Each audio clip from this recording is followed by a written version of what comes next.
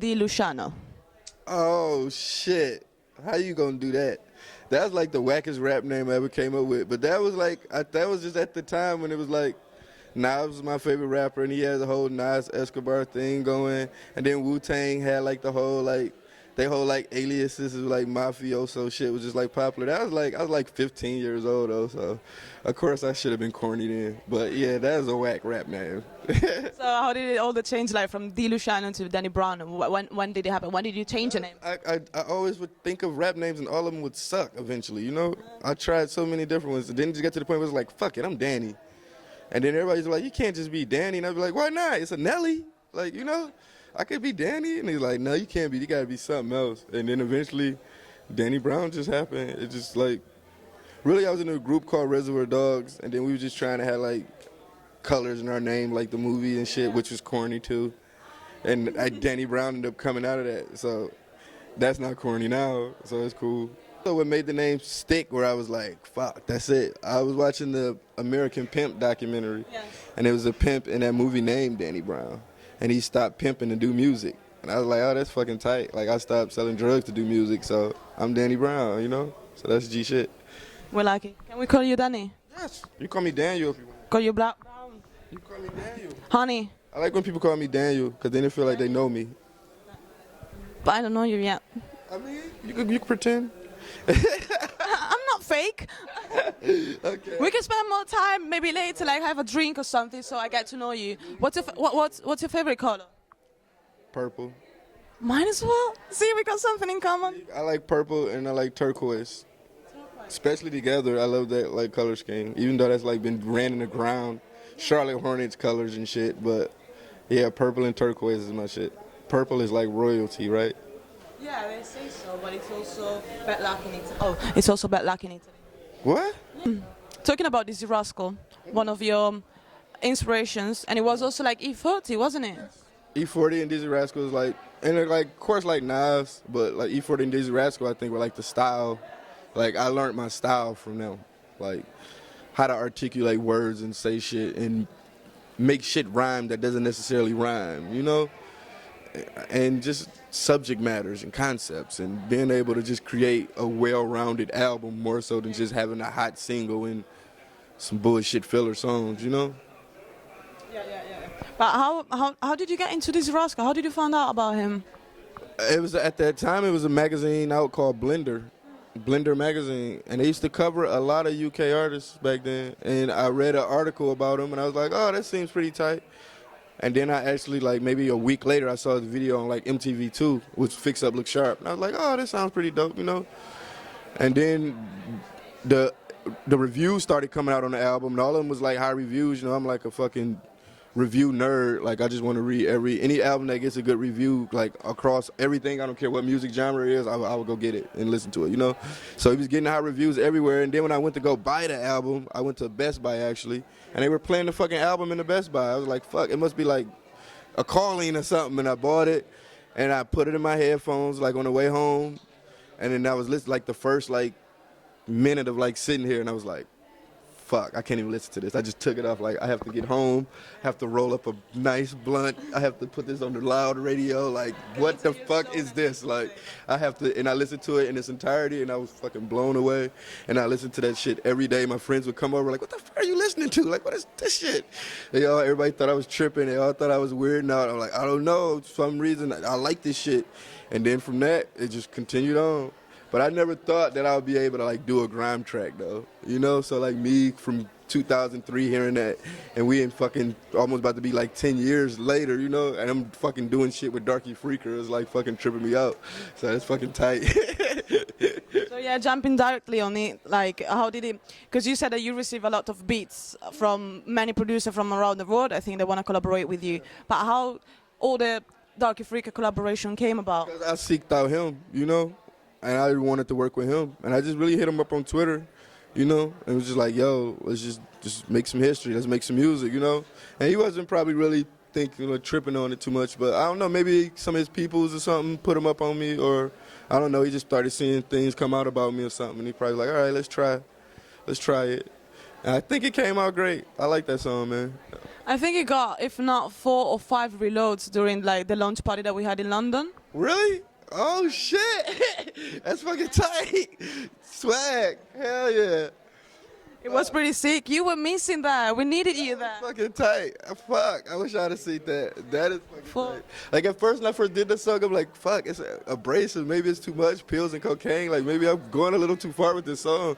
But then now when I listen to it, it's like fucking perfect. Like that's just the way it's supposed to be, you know? People were jumping on walls, jumping around. It was crazy, crazy. You would have loved it. You would have loved it. Reloads. That's right. Are you planning to work with any other UK producers or UK MCs? I would love to. I would love to work with Wiley. I would love to work with fucking JME. I would love to work with fucking, of course, Darky Freaker some more.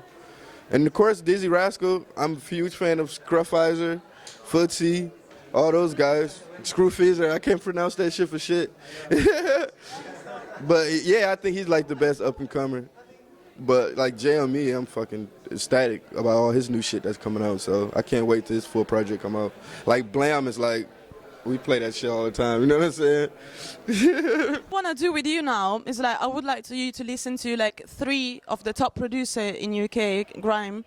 You listen to it and you tell us what you think without even knowing before who they are, and tell us who's like the winner. Would you like to do it? That's tight. Let's do a game. Okay, first one.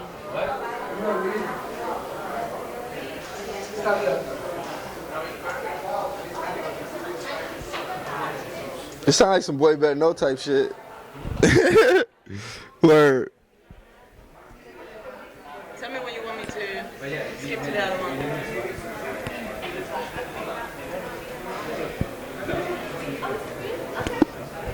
That's fucking tight. Should I go next? Go to the next one.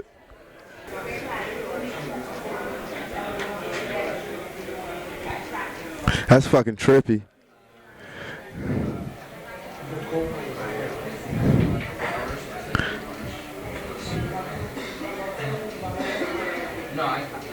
Oh shit. Alright, go to the next. Oh wait. Fuck. Why don't I know none of this shit? Like, fuck. Get in contact with us and then we send you everything. This is like too new for me.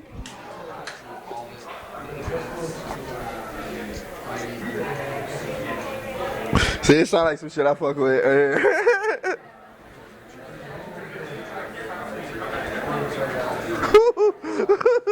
That shit hard. Keep the microphone closer. Oh shit. That shit hard right there. Fuck. Who is this? This is Space Miyaki. This who? Space Miyaki. Yeah, this producer. Fuck. Fuck. This is the winner, you're saying, between... I mean, this is what I'm gonna keep it G. I like the first beat the best, but this is the one I would rap on. Okay. Like I don't listen to music with my ears, I listen to it with my heart. Yeah. Like and I feel this one more, but I like the first one the best. But this one, Or maybe fuck, I would go in on this shit. you talk a lot about pussy, getting bitches, I wouldn't say getting. but... Okay, I wouldn't say getting bitches. I don't get bitches. I don't get bitches. so you talk a lot about pussy. So what we want to ask I you... like quality, not quantity. So, we want to know, is there anyone special in Dennis Brown's life? You really gonna do that to me right now? Yeah, I guess. Music. You call her music. Yeah. All right, we go on with that one. Ever been in love? Hell yeah. And I believe in love at first sight and shit. Like every relationship I've been in was like, I met a girl, we kicked it one night, and then we was together for like 2 years. Like every girlfriend I had wasn't like I dated her or like it was like no, we had a one night stand turned into a relationship. that's nice. I think that's how I am. That's just how I am. I don't for sure like my last 5 or whatever relationships, I don't date, so I don't know. You just go try the car before buying it.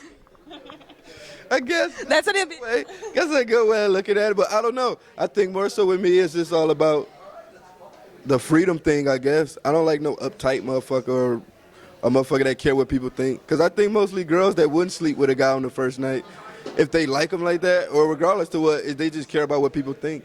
So that's why they wouldn't do it, you know? But if you don't care about what nobody think, then you doing what the fuck you want out here. So that's the type of girls I like, girls that doing what the fuck they want out here. And that's usually older women. That's usually dating girls in their 30s and shit like that, you know? But younger. How can you call women in their 30s old women? I ain't calling them old. Yeah, I'm close to that. I'm close to I that. said older. I didn't say old. I said older. You're saving yourself now. I mean, like 19, like usually I'm just like 19-year-old girls and shit, 21-year-old girls, like whatever. They just want to smoke weed and take pictures. The sweet nut. I'm grown. I got the sweet taste. High five on that. That's what's up. Thank you so much again, and we see you tonight performing. Super fun. Shouts out KOGtv. I love you guys. Swag. You want me to hold this? No, I didn't want to. Yeah, okay. But thanks.